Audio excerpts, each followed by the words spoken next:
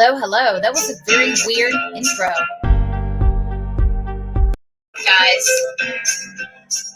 Okay, this is a little nuts. Sandy, I'm going to bring you in a second, but I'm going to tell you what we're going to be talking about tonight. Unity in the classroom, and namely third-party actors coming in and kind of gumming up the works with special programming. I mean, it is a cottage industry right now. I don't have to tell you guys. You know that, you understand it. There's all these actors coming in and creating a lot of consternation with our teachers and a lot of consternation between our parents. I'm going to give you one example really that we've been covering for a while, and it's this gender spectrum.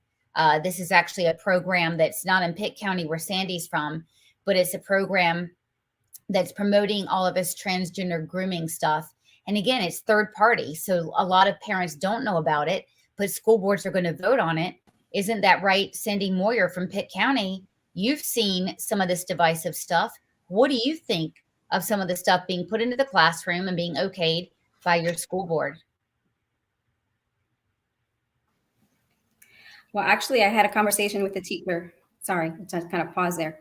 I had a conversation with the teacher about a couple of days ago, and she told me that leadership had told her that if a child came to her, second grader, came to her and asked her and wasn't sure what gender they were, that she could ask them, if the child came up and was questioning what gender they were, she could say, well, what gender do you feel that you are? And they could suggest to that child. And they said, in spite of what the parents say, whatever the child tells you, use their preferred pronouns. And this is a second grade teacher who told me this was happening. So it's not fully implemented, like you said. Sorry, I'm trying to fix this, but it is happening at a lower scale in Pitt County. What I have seen a lot of is the diversity, equity, and inclusion. That's peppered throughout the entire curriculum, and talking about, training teachers in culturally responsive attitudes, talking about hiring teachers more from a specific group.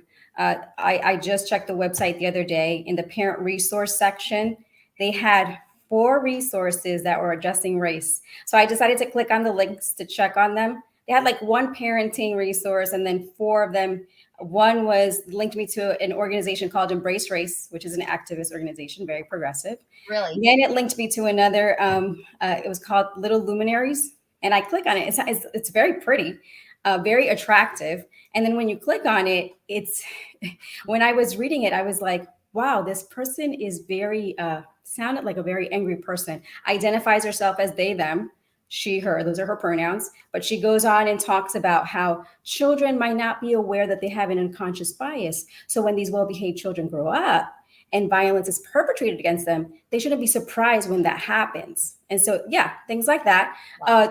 Talking to parents about training their kids in microaggression. And then it went on to talk about how racism isn't just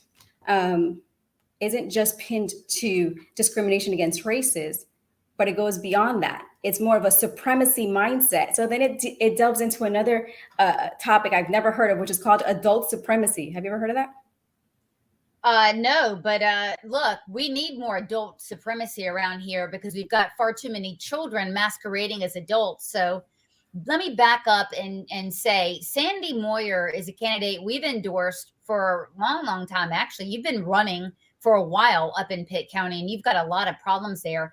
Just let me ask you, with all the problems that's going on and with the opposition that you've received, I mean, people have been downright nasty. What made you really moved to stand up and put your name in the hat to run for school board? Because I love my country. I lived in Dominican Republic for 10 years, and I know the difference between living in a third world country and living in America. I couldn't wait to come back when I was 18. And I tell this story a lot, but it's because it's the truth. When I got back, I was so overwhelmed with the generosity that I was received by this country. I never felt that I couldn't accomplish anything. There were really no hindrances for me to do anything when I got back to New York City. There was no impediments.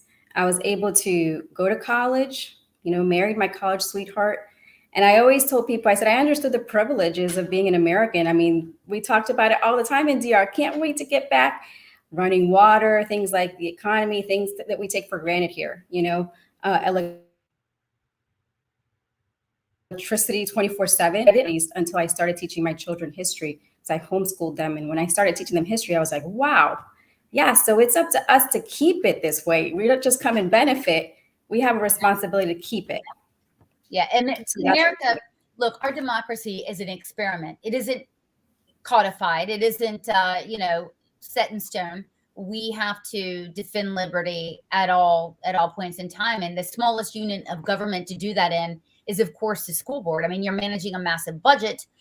You're hiring and firing people. You're making policies that quite literally, and on both of our minds, it's the most important policy and rules that you could absolutely make. So to that, one of the things, guys, that we have on the EFA questionnaire is we're trying to gauge how much candidates are willing to push back against the state, push back against Catherine Truitt and some of the policies that she's fond of, like SEL, et cetera, because we believe that we need to take the schools back, bring them back to the individual localities. And so, Sandy, you know this because we had to question you on this. What is your plan to keep Raleigh out of the Pitt County classrooms?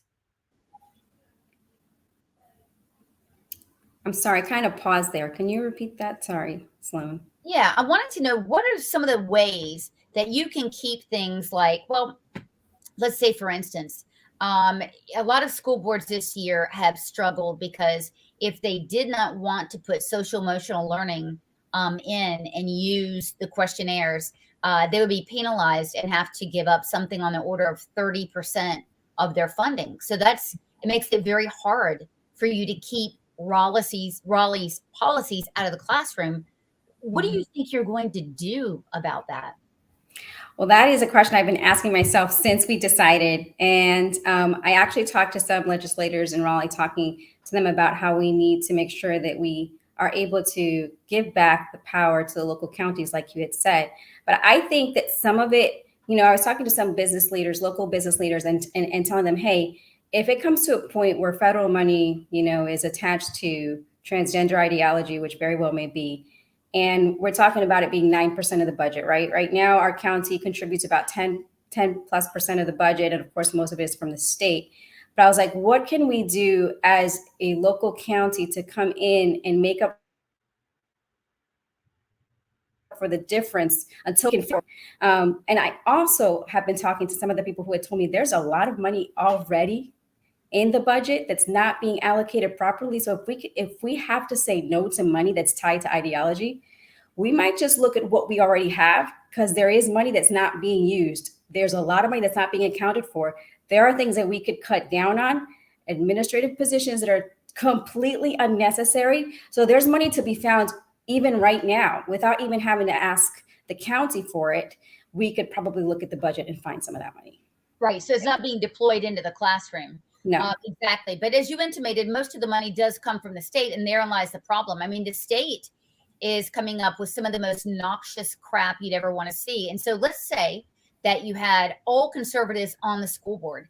Well, it doesn't do a lot of good when you have the state doing mandatory teacher training, when they're doing these standards. So the state will tell you, the state meaning the state school board, who, makes a lot of these policies, they'll tell you that, hey, look, we're only setting the standards, but the curriculum is provided by the school. The problem is, and you're well aware of this, that once the new standards are changed, like we saw with social studies, well, the schools don't have the resources to make their curriculum. And so here's what the learning materials, here's what happens. You get those third parties that we were talking about.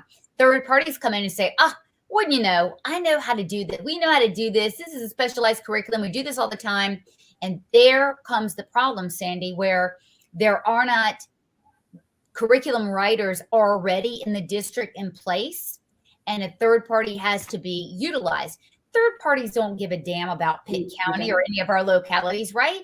And so our idea is having, continuously filling those slots. The school board chooses, okay, we're going to have a panel of 12 teachers that we're going to select that will write this curriculum, et cetera. Otherwise, you're depending on the superintendent. And we all know how far that's gotten us. What do you think of that idea? I think it was great. I actually was talking to somebody about how we need to have two committees.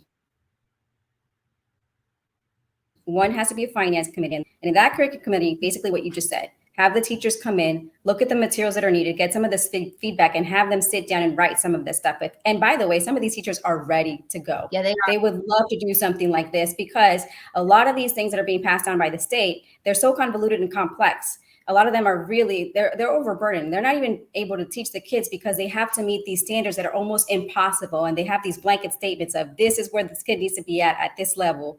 But how to get them there is the problem. And so I would think they would have the knowledge, obviously, and the experience to be able to help write a curriculum that best fits their classroom. So a curriculum committee is one of the priorities. That's one of the things that we want to do once we get in. Okay, great. And I love what you're saying, once we get in, because you will get in. We're going to make sure of it, girl. We're going to make sure of it.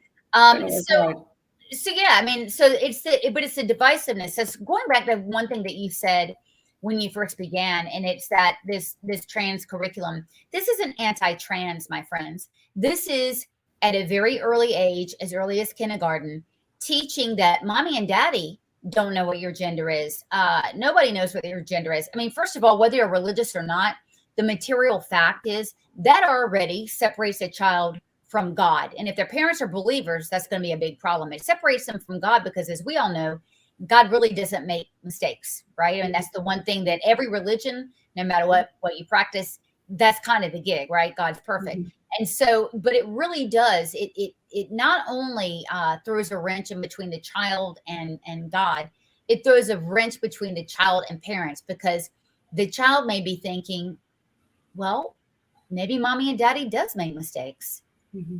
Maybe, whatever. It sets it up for a lot of divisiveness. You're 100% correct, Sloan. And that's, to your point, is what I was talking about when they offered those parent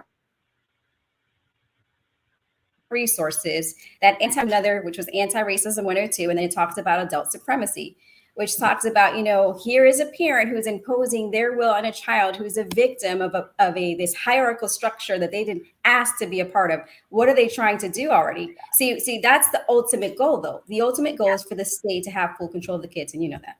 Yeah, of course. That's the ultimate goal. And I mean, they'll stop at nothing to do it. And so one of the things that we have been really animated about, and for good reason, is this new health standards, the new health and science standards, which of course have the new sex ed standards written into it. This is going to be a big problem because we've got a huge LGBTQ activist who is in charge of writing this big time problem. And so this is another example of where the state, is going to come in and make these standards. They'll tell you, oh, it's just a general standard. They make them so fine-tuned, as they did with the social studies standard, that you have to teach this. As you see right now, this genderbread person and this gender unicorn, which is transgender grooming, is what you're looking at, being taught at a very young age. This actually, Sandy, was something that was brought in 2015 by a woman named Ellen Essick, who is at the DPI, who will be charged with doing these standards. But let's just say that the standards recommend something like this. How was a school board member supposed to push back against that? I think it's almost like, how I heard this lady say this is really good. If it's not following policy, by the way, we're still subjected to the North Carolina Constitution, right? So if it's not following policy, then and that's something that we have to guard against. That's a problem. Policy right now does not make room for this in Pitt County.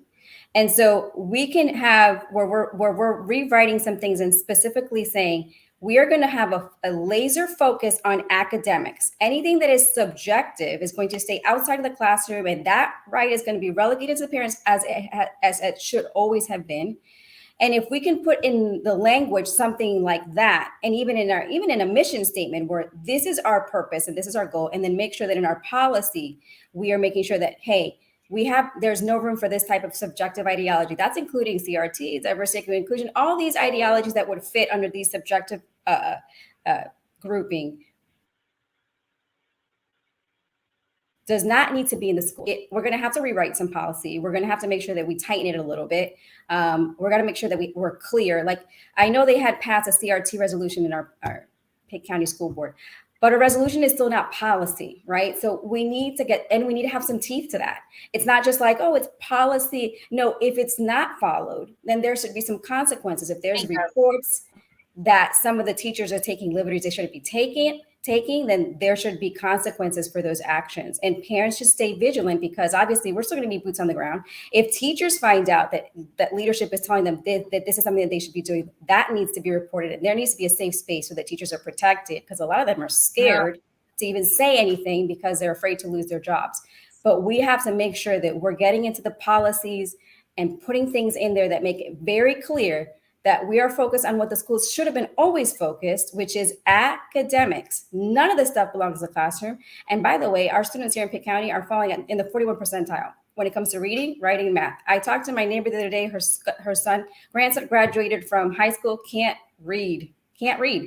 But we're making sure that they know their pronouns. We're making sure, that they have this ideology in place where these kids are feeling oppressed, or these other kids are feeling like they're oppressors. They're already feeling ashamed just because of their color of their skin. Some people are being victimized because of the color of skin. I had a conversation with somebody in the school leadership, and I said, listen, and I hate to use the card, but I did use it. As a brown person, I said, I don't appreciate the fact that you think that we need you to come in and constantly give us a helping hand. I don't want to come to the table based on my skin color. I want to come to the table because I have something to offer. And so when you are teaching these kids that the first thing that you see is their color, and that you're going to treat them a certain way because they can't handle life unless you come in and rescue them. To me, that's a soft form of racism, to be honest with you. Let me tell you, so just real quick, in Dominican Republic, okay, I had some severe set of circumstances happen to me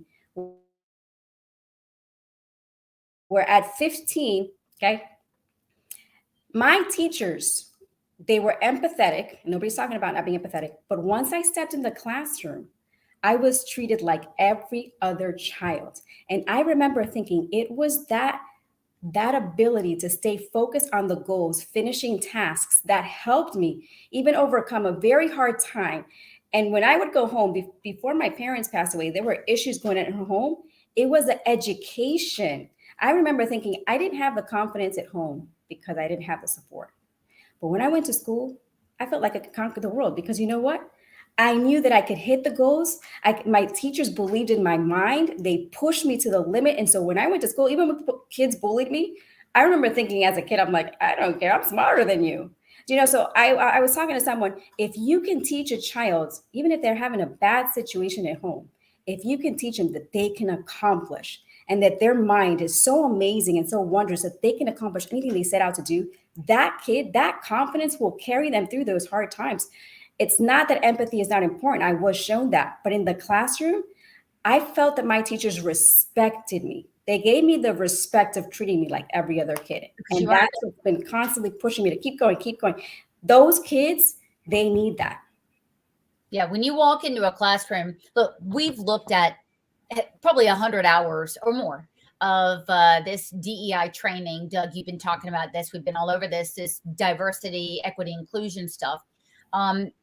It's actually teaching educators to open the door, fling the door open and say, wow, I've got 30 students, 15 are Black. So I can't teach math.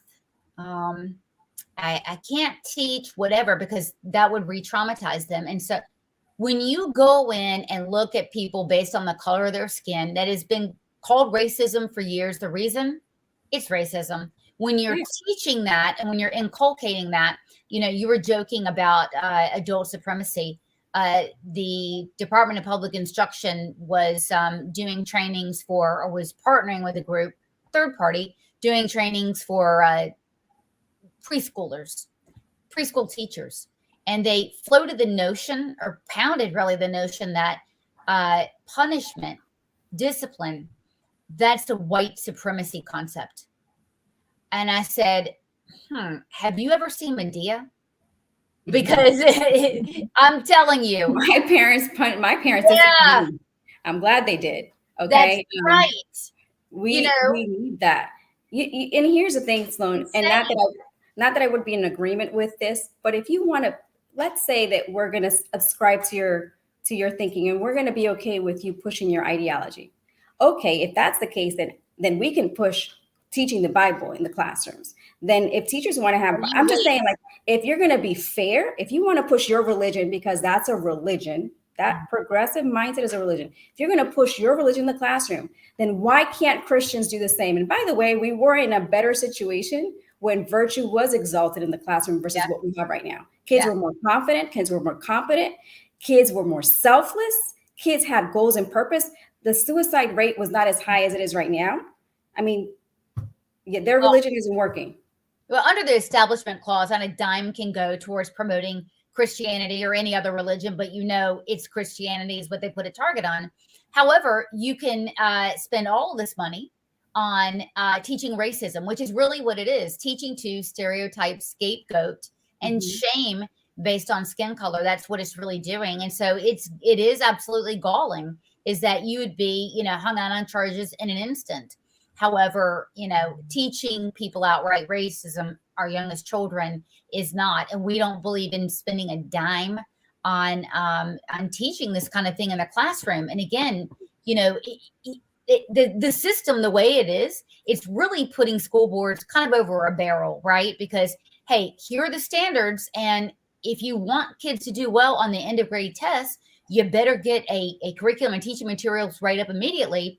And it kind of puts everybody in a bad position. So what you're talking about is having a system that is not, reactive to that. It is proactive ahead of time, which is how you have to be. And you've got to have the stones, quite frankly, to stand up and say, no, you know what? You're going to cut our budget by 30%. Well, guess what?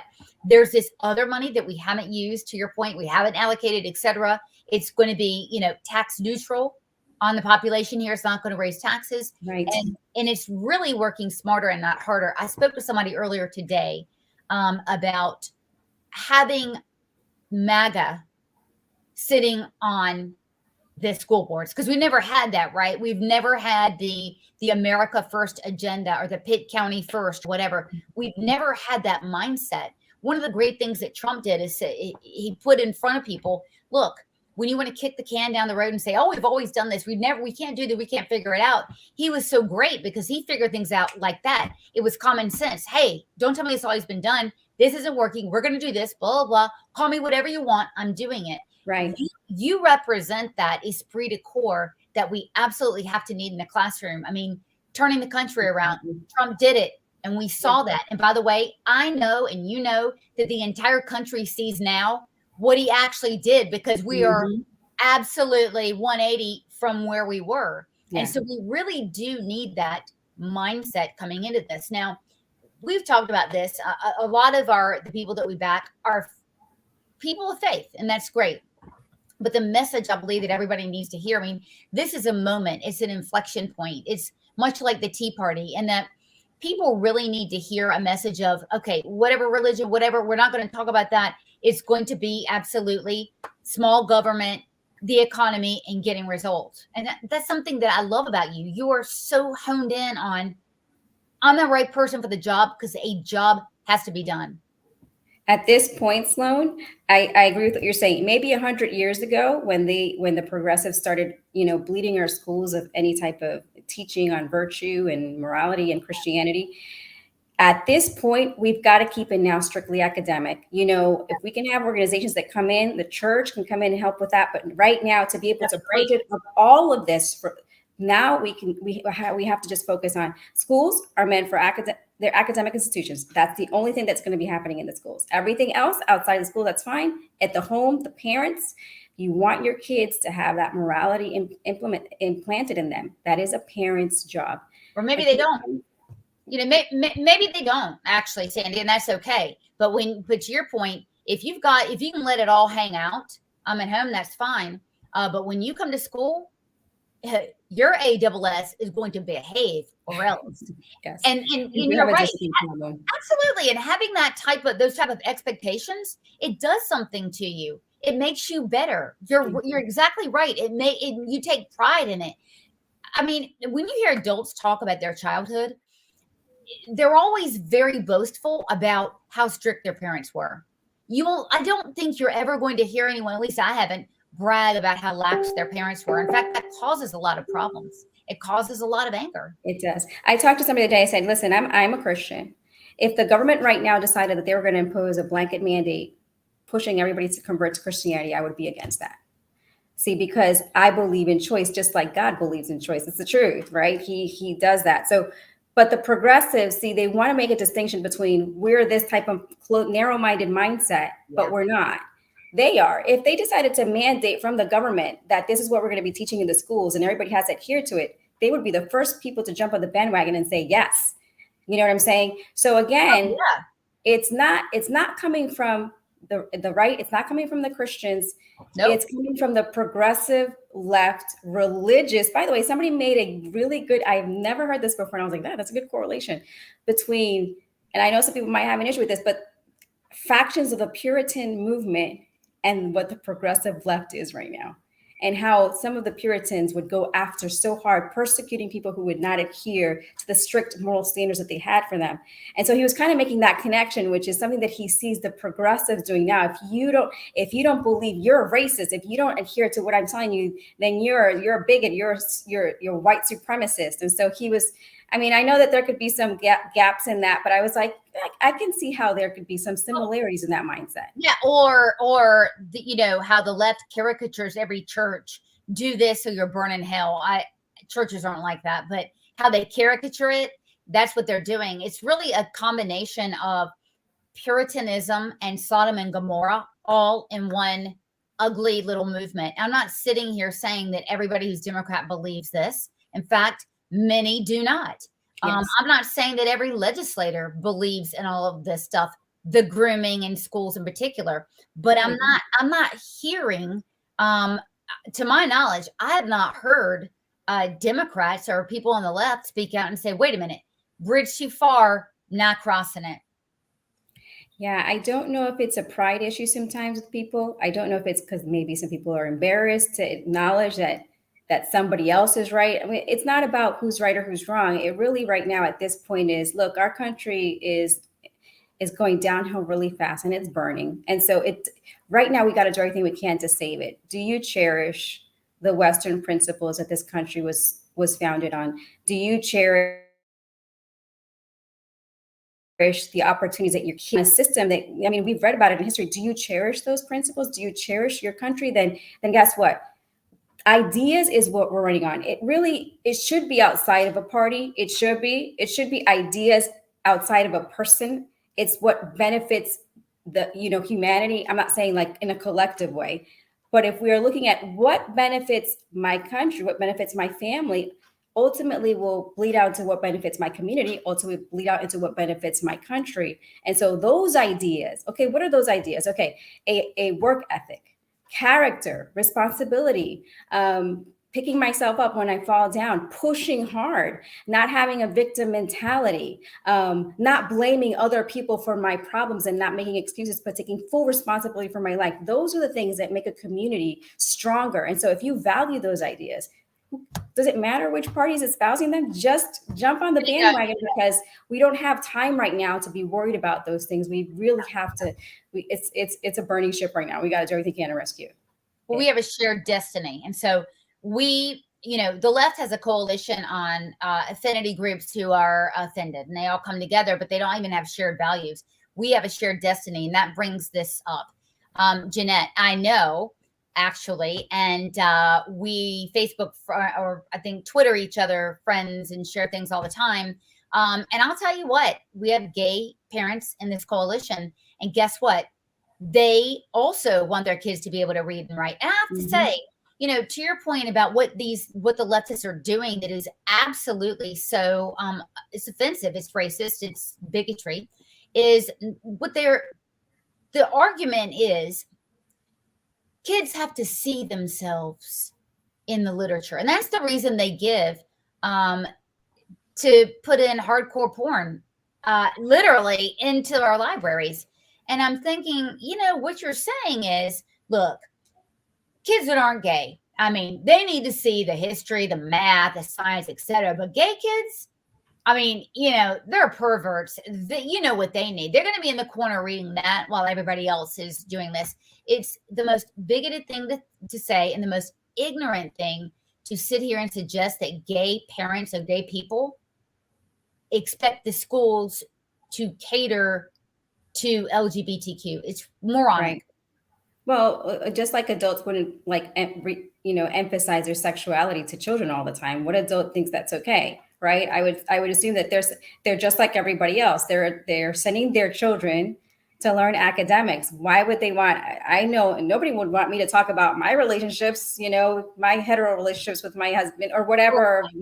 That's not relevant. It's not necessary. It's not important. So again, yes, it is sort of. It's just the excuse that the other side uses it, because there are people that have that mindset in that side. And it's also, it's a money making game, like pushed even with the transgender material. These pharma companies are making a killing with puberty blockers. And so a lot of it is just, this is how they're making money. This whole racism issue, a lot of people wouldn't even have authored books had they not had this platform to stand on, but because they were able to stoke the emotions to such a height, they're just jumping on that bandwagon and making as much money as they can. So some of it has to do, it's not even virtuous. It's not virtuous ever, but I'm saying some people really believe what they're pushing, but some people, they're just doing it for money. Yeah, 100%. So what you're seeing on your screen is, this is Gender Spectrum, and they are an organization that's in a lot of different schools right now. This is probably one of the most extreme things I've seen. This is what they're all about. Hey, guys, learn how to navigate a gender clinic. What age can you access it? I bet they say, 6 and up. And learn about some of the options for gender affirming care, such as having your breast cut off, being castrated and mutilated, and such as puberty blockers and hormones. So the mask is off, Sandy. This is what it is. This is an organization I'm showing you. It's affiliated, or it's connected a little bit with Disney. But not only that, it's in schools like Orange County and in Mecklenburg, in Wilmington. They're going all out here. Yeah, it's awful. It almost, some of it reads to me also like an ad for some sort of pharma company that's trying to push some of these things. Like right away they jump into the purity blockers. I'm like, whoa, that's quick. Nothing in there denoted to me that they cared about any child. They were pushing, everything was pushing an agenda. So it is a big issue. And I think you had said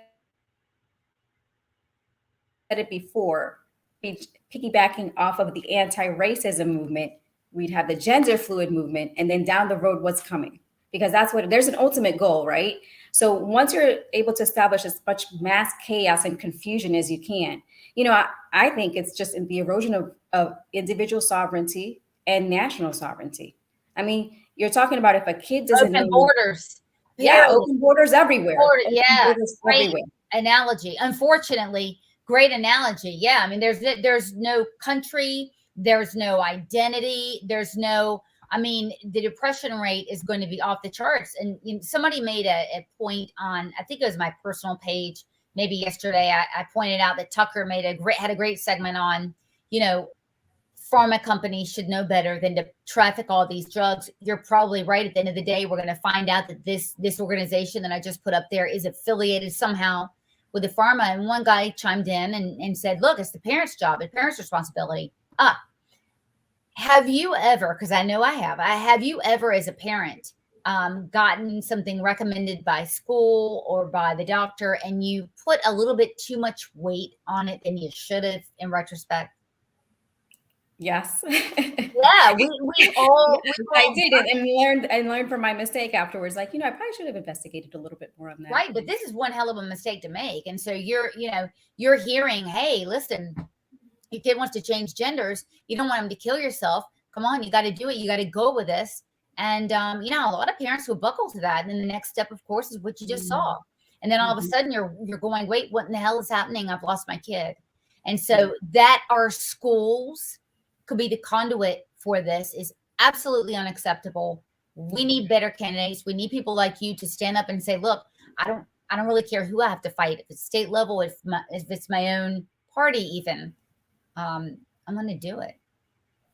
Yeah, it's time to be on the offensive. I mean, we've been on the defensive for a very long time, and they've been taking ground the whole time. And while we're here, like, got to pick our battles. I'm like, well, this is one hill to die on, though, because let's say, I was talking to somebody, I was like, let's say we get economic, we get all, the finest curriculum implemented, right? But they're still pushing ideology. And I said this to a friend, I was like, what does it matter if you have the finest workforce, right? And our economy is booming, and you're still a slave to your government. You're not free. Bingo. I mean, let's look at China. China, I'm sure their economy is doing way better than ours. We've helped build that economy, but I'm just saying those people are still in bondage to their government. So again, the ideology warfare that's going on right now, the ideological warfare, that is a very important battle, and that is a hill to die on. We have to make sure that we expunge that language from the board policy, that we are rewriting our mission statements, that we're on board about the curriculum, that we're looking at some of those textbooks, and that we're getting feedback from parents, because there might be some things that we miss. I'm serious, because we're human. That's where the parents come in. And hey, by the way, that there are consequences for teachers that decide to go rogue. All these things are going to take a lot of work. And yes, it's a beast. It's like system upon system upon system that you're fighting, right? You would know this because you've been doing this longer than I have. You chop the head off the one section, there's another head that pops up. So it's going to take a lot of effort. It's going to take a lot of support from people too, to not 100%, you elect the people that you want in the school board, right? But you have to keep them accountable. I think sometimes on our side, we elect all the right people, and then we feel like, oh, we can go back and watch TV and just kind of like relax. No. You put us in there, and now it's your job to make sure that you keep us accountable, or letting us know what's still going on, because we need those eyes. So you have to stay very vigilant.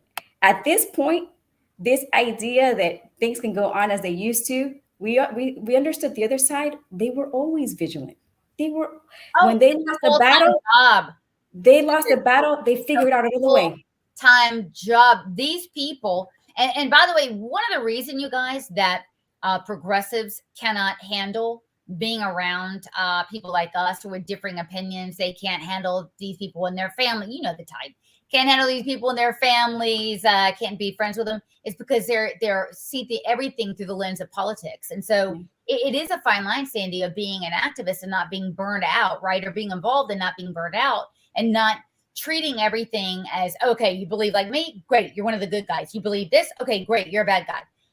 Life isn't that black and white, but we've got to find some happy medium where we can participate and then, see each other as human beings, right? And I think we'll get there, Sloan. I agree. But I think right now, until we get to that point, we're going to have to be extra vigilant so that we can get what you're talking about. So that we can get to that point, this is the battle. This is the fight right now. Right. It's right here. And so one of our people are asking, where's the school, or where's this happening? Actually, I want to tell you about this. Glenn Beck did a 1-hour special focusing on our work. And sadly on Wilmington in particular. I'm going to show that for you, Nancy. I'm going to put that up here and let you see it. But this is one of the things that in Wilmington, it's so infuriating. Let me tell you the story about Wilmington. Nancy, you already know this, is that, by the way, this form you're looking at right here, that is from that organization that I just showed you, from genderchange.com, whatever it is. This is the actual form. All right. And so in Wilmington, it's unbelievable. Yeah, they signed. Listen, you've heard of a support animal?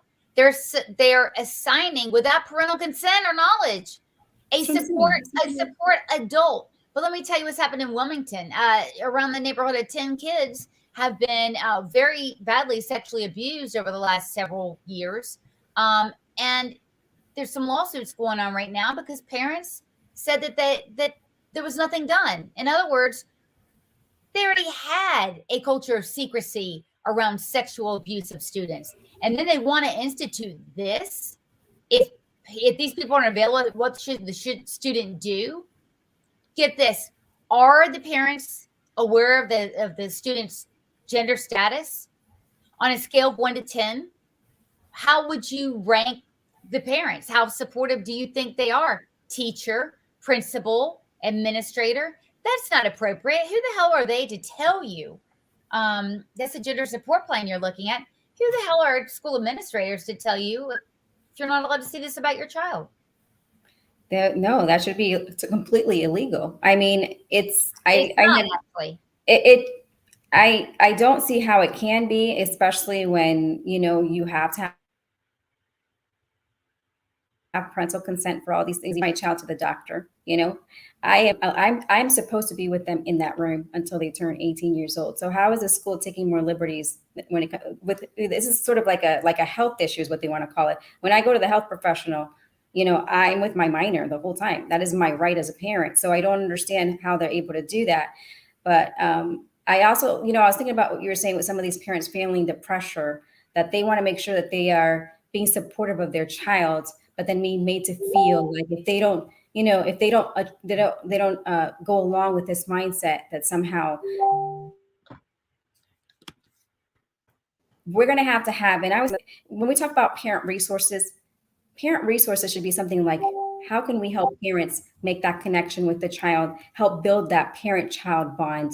I mean, we're going to have to go and look at that too. We have all this money to pour into these programs like SEL. I'm like, how about actually having programs that encourage the parent-child bond? Because remember, everybody knows that once you have that relationship very strong, that the educator benefits from a child who has a good home life, who has a solid relationship with their parent. So why don't we put all that emphasis on that? Why don't we get out in the community and try to figure out, hey, if the parents that are supposed to be here in the meetings are not coming, how do we get those parents to come in here? I'm just saying, like, if you have all the money to put into these other programs, how about you go into the communities and figure out some of these single parents that don't know what they don't know? Why don't you go out there and help them out so that you can help build that relationship? Because you can't reach the child outside of their parent. If you truly care about that child, outside of that parent, even if they have a bad parent. Okay. I'm not talking about somebody who is in an abusive situation, who could possibly be in an endangering situation, but that is their parent. So if you care about that child's success, you're going to go through the proper order. I know they hate the whole hierarchy type of mentality, but that is the truth. That is the truth. Get yourself out there in the community. I met a principal actually who told me that she was planning on doing these things like having barbecues. And I was like, good for you, having barbecues, making relationships, making connections. Because those are the parents I feel like that feel the most vulnerable, that don't have that support and feel like they have to ascribe to these things. So we need people that go out and, you know what I mean? Parents need that kind of like awareness as well. I feel like if they really care, these educators engage the parents that way. Don't just sit there and be like, well, they're not here. So, I mean, we sent it, we did it. Exactly. I think listen, most teachers have a great, they're in this for the right reason, right? It's a yes, calling. I agree. It's a calling for them. And I don't think, most teachers are this way, not even some teachers. I think it's a tiny percentage. So, but look, it only takes, in your district, 20 bad teachers to really mess up some children. So we know that, and that's part of why you're running. So when people want to donate, oh, by the way, Nancy, let me answer your question. Nancy, what grade level has this been giving to? My understanding is all grades. Because here's why I feel that way, and I believe that is because the school board, the diversity, inclusion, Title IX director for the entire school district gave this presentation, defended it in front of the school board also, and they're cool with it. Wow. So yeah, it's very, very, very bad stuff. So people, we need to help Sandy. We need to help Sandy win. If you're in and around Pitt County, I think we're going to be doing some upcoming events where we do some canvassing, door knocking, definitely going to be phone banking for you. But how do people get involved and donate? Okay, so they can get on my website, www.sandymoyer.com, and there's a page where they can donate. You can also check me on my Facebook page, and I also have an Instagram handle. And I want to say this for Pitt County residents. There are three other school board candidates that are running. If I get in, that's helpful. But if 4 of us get in, then we can really implement a lot of change. There's 9 school board members and we only have 2 conservatives on that board, and they're doing the best they can, but they are overwhelmed. So your school board candidate is in your district, and make sure that you get out there, check out who is pro America, who is pro, tradition when it comes to the original setup for the schools. And there's a lot of those candidates that are running that care about the kids. Check those candidates out and make sure that you show up for them. Who are they? Who are they? Lee Williamson in District 5, Juliana Jackwith in District 2, and Kenneth Jones in District 1. So those are the other 3 candidates that are running in Pitt County, and they're really great, super stellar people, and we need to get behind them as well. We've got to run the tables on this. I'll tell you, Mecklenburg County had their muni elections last night, and Wake County did, and we lost big in both. Mm-hmm. So we need to understand what are the lessons learned there, right?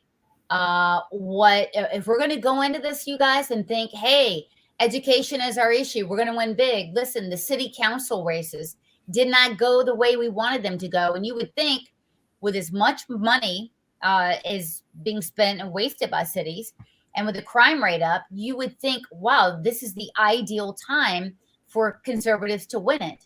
I can't tell you about the campaigns. I wasn't close to them. I don't know how they were run, but if you're running, reach out to some of these candidates and ask them, listen, what could you have done differently? What advice would you have? We have, a recent sample for you to look for. So if you have municipal elections near you, please do reach out to those candidates, and, collective learning is what we have to do. That would definitely be helpful. Yeah, and very instructive. No, so thank you so much, Sloan, because I know you've been in the front lines for quite some time. I went to one of your workshops in Charlotte. It was incredible. It gave me a lot of insight. It fused even more of a fire and a passion in me. I love this country. I want my kids to enjoy what I've enjoyed, and I know that they love it as well. I know parents, they hate to see how it's taking this turn, but education, I never knew how important it was until Loudoun County, when they were talking about CRT. I never understood the importance of school board races until that went down. I was like, man, that's where all of it is starting. Yeah. This ideology is being birthed and planted in the public schools, and then it moves on to higher education. But we pay for it, and we pay for it. Yeah, that's our money. It's incredible. I was thinking about the NCAE. They were upset with opportunity scholarships, right? When she decided to sue the state, and she was talking about because it didn't meet certain criteria, and how can we justify that this is being used for public funds? Is this being used properly? I'm thinking, like, who are you to determine how that money is being used? It's our money. There should be no requirements attached to it anyways. It should be like, hey, you want a scholarship? This is your money. Go ahead and send your kid where you want to. That's where you find out some of these teacher unions, they don't care about the kids. Oh, they don't give a darn. And yeah, you got to take the money. Here's the thing, though. We got to take the money from the public school system and let it follow the child. That's really the only way. And then we've got to do a lot to make sure that conservative schools can flourish. We need more religious schools. If that's your thing, that's a great way, whatever religion you are. And then that's a great way to kind of inculcate children with your values. And we need a bigger marketplace, less red tape. To get into it, we need to absolutely vet these schools. I'm not saying that, but, less red tape and opening some of these schools and kind of decoupling them from the national organizations, because they're just as woke. Yeah. And you said something very good yesterday. You said, even if people pulled out there, not everybody can afford to homeschool. Not everybody can afford to send their kid to private school. So guess what? The public schools, they shouldn't be thrown to the wayside and said, well, it's something that's not worth fixing. There are a lot of parents that can't afford to do that. And the majority of children are going to public schools. So yeah, we can't give up on that fight. We can't. We have to do everything we can, because they are a part of this country. They are the future. And if we love if we love this country, we're going to make sure that we reach that next generation and that they are fully equipped to be able to step out there and feel confident enough that they can handle goals, that they can handle life in a responsible manner, because they went to school that believed that they could accomplish goals and tasks academically. They were able to do it because they had teachers that believed in them. And I know there are teachers that are waiting to be unleashed to do the job that they were hired to do. They cannot wait to just teach. So right. No That's politics, no Yeah. nothing, just being there for the children and making sure that we pass on knowledge so that we have an informed citizenry. So that's the name of the game. Well, thank you again for being on, Sandy. Thank you. It's so great to have you, and thank you for running. Thank you.